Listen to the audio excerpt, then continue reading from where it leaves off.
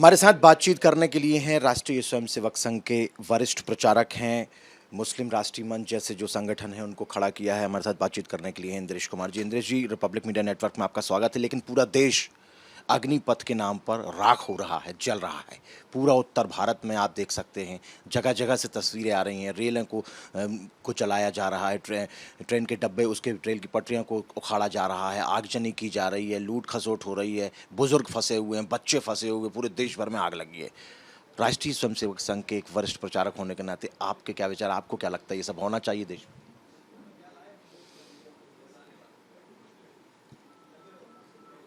पिछले कुछ वर्षों से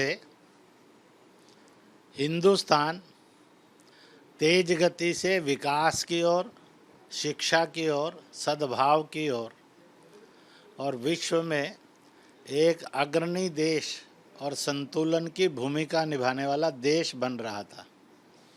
कोविड-19 में मानव जाति और मानवता की रक्षा का ऐतिहासिक कार्य भारत ने किया है, आज की सरकार ने किया है।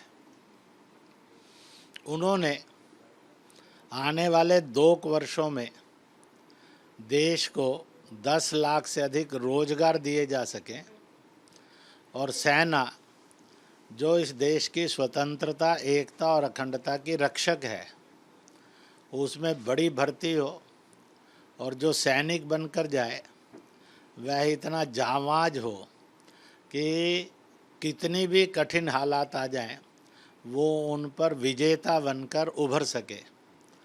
और इसलिए एक बड़ी नौकरियां और युवक का एक शारीरिक श्रम और किसी भी मुसीबत के अंदर जो उस पर जीत हासिल कर सके, ऐसा बनाने के लिए जो अग्निवीर और अग्निपथ लिया गया है वह पूरी दुनिया को भी चौंकाने वाला है, शत्रुओं को भी चौंकाने वाला है कि नॉर्मल भर्ती ना होकर ऐसे जांबाज लोग, नौजवानों की भर्ती होगी जो जान हथेली पर रख कर इस देश के एक एक जन, एक एक इंच की हिफाजत करेंगे।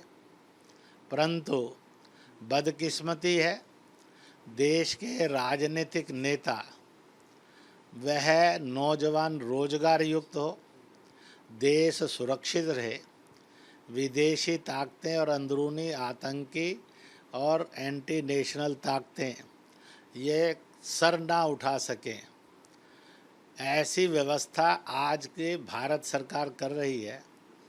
परंतु विपक्षी ताकतें इसको केवल वोट के नज़रिए से और सत्ता के नज़रिए से देख रहे हैं, वह देश एकता और अखंडता के नज़रिए से नहीं देख रहे हैं।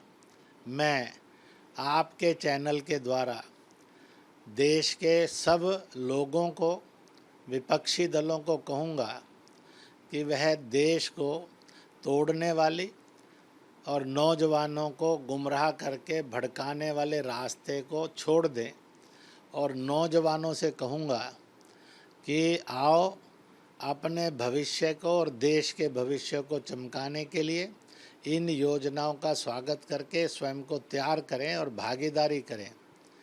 हम बनेंगे, देश को बनाएंगे ताकि दुनिया में भी शांति और सद्भाव आए।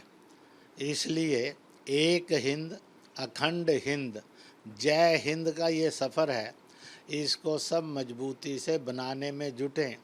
इसलिए आगजनी नहीं, हिंसा नहीं, पत्थरबाजी नहीं, भड़काना नहीं, बल्कि अपने और देश के सुंदर भविष्य के लिए हम इन योजनाओं को समझें और इनके लिए तैयारियां करें ताकि हमारा और परिवार का भविष्य सुंदर हो और देश का भविष्य महान बने।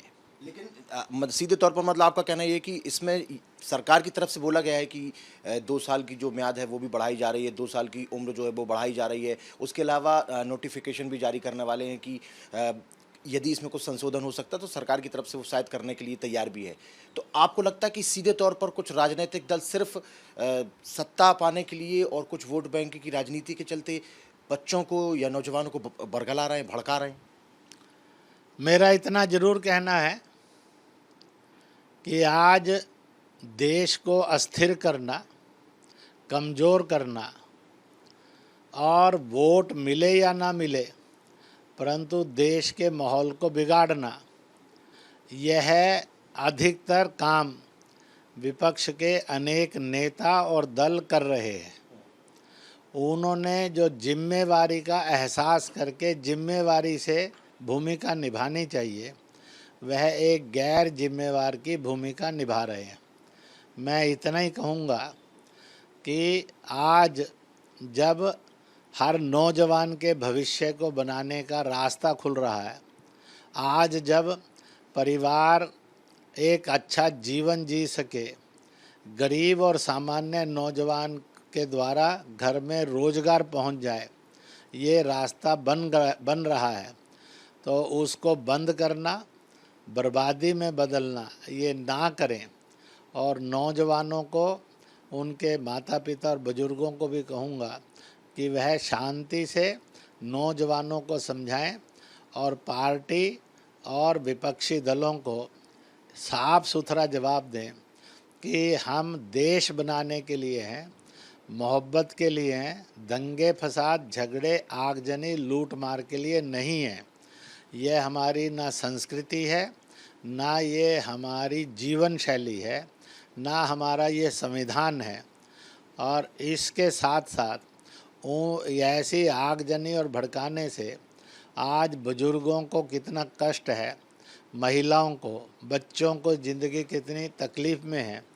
यह तकलीफ़ देकर क्या हम अपने भविष्य को सुधार सकेंगे?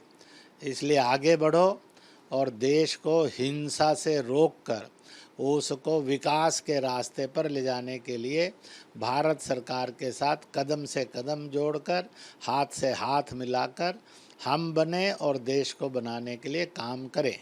एक अंतिम छोटा सवाल लेना चाहूँगा, एक छोटी सी प्रतिक्रिया चाहूँगा कि जिस तरीके से पिछले कुछ जुम्मों में देखा गया कि जब भी जुम्मा आता था और नमाज़ पढ़ते थे और उसके बाद में अलग अलग शहरों में जो है पत्थरबाजी हो जाती थी। आज भी जुम्मा है, आज भी नमाज़ पढ़ने के बाद जब नमाजी निकलेंगे तो क्या स्थिति होगी वो तो सड़कों पर देखने मिलेगी, लेकिन फ़िलहाल ये बहुत बड़ा हंगामा चल रहा है। लेकिन जिस तरीके से पिछले कुछ दिनों में जो हंगामे हुए हैं जुम्मे के बाद, आप राष्ट्रीय मुस्लिम मंच चलाते हैं, एक समाजवादी पार्टी के सांसद है, वो कहते हैं कि जो मुख्य आरोपी उनका सपोर्ट करते हैं कि नहीं नहीं इन्होंने सही काम किया है, तो इसको किस तरीके से देखते हैं? छोटी सी प्रतिक्रिया। ऐसा है, इस देश के अंदर शुक्रवार मुसलमानों के लिए पवित्र दिन था, परंतु आज उन्होंने इस पवित्र दिन को पत्थरबाजी से पत्थरवार में बदलकर आज सारे हिंदुस्तान का मुसलमान, अब तो मौलाना, इमाम, मौलवी, मुफ्ती भी परेशान है कि ये क्या हो गया है और इस्लाम और मुसलमान के लिए कितनी बदनसीबी बनी है। जो शुक्रवार मोहब्बत वार में बदलना था, अमन वार में बदलना था, वो आज पत्थरवार में बदल गया है।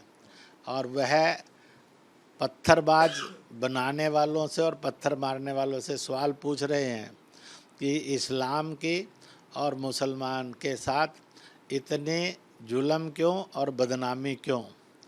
इसलिए आप देखेंगे, हमने भी कहा कि अपील करिए, फिर इसके साथ साथ एक बात और भी साफ साफ है कि अगर किसी ने किसी के साथ बदसलूकी की है, उसके लिए अगर ये सोचा जाता है इसको सज़ा होनी चाहिए, तो आज स्थान के स्थान बोल रहे हैं। कोई तो थे जिन्होंने उन मूर्तियों को तोड़ा। रसूल ने तो कहा था 1,24,000 पैगंबर आए हैं, सबकी इज्जत करो।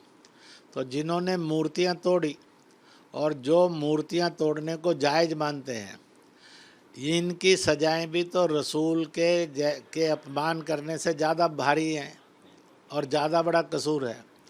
इनको सजाएं कौन देगा? तो इसलिए यह बात बड़ी साफ है। अच्छा ये होगा कि पाक मस्जिदें, पाक पूजा स्थल सबके हों। कहते हैं कि किसी पूजा स्थल को गिराकर या कोई ज़मीन विवादित है उस पर पूजा स्थल बनाने से ईश्वर खुदा प्रसन्न नहीं होते हैं और इबादत कबूल नहीं करते हैं। और ये भी एक प्रश्न खड़ा होता है कि जो भी ऐसे स्थान हैं, पिछले सैकड़ों वर्षों में कोई सियासी और मजहबी नेता अपने परिवारों के साथ या अपने समर्थकों के साथ कभी नमाज अदा करने नहीं आया। जो बादशाह सलामत रहे, जिनके खाते में ये अत्याचार जाता है, वो भी कोई नमाज अदा करने नहीं आया। आज मुसलमान इस सवाल के साथ खड़ा है, जो नापाक है, फिर उसके साथ हमारी इबादत को जोड़कर आप हमें खुदा की महफिल में, खुदा के घर में और पापी क्यों बना रहे हैं। हम पाक स्थानों पर नमाज अदा करेंगे, नापाक स्थानों पर नहीं करेंगे। ऐसा उनका एक सोच, जो मुझे हजारों मुसलमानों के फ़ोन आए, संदेश आए और इस प्रकार से आए, तो वह रास्ता खोज रहे हैं कि पत्थरवार मोहब्बतवार के दिन में बदल जाए। और इसी के साथ साथ वह ये भी सोच रहे हैं कि उनके इबादत गाह पाक हों, ताकि उनकी इबादत कबूल हो सके। नापाक इबादत गाहों में वो जाकर इबादत नमाज अदा करना नहीं चाहते। बहुत बहुत धन्यवाद हमारे साथ बातचीत करने के लिए। वीडियो जर्नलिस्ट उमेश के साथ Himanshu Tiwari, Republic media network, Delhi.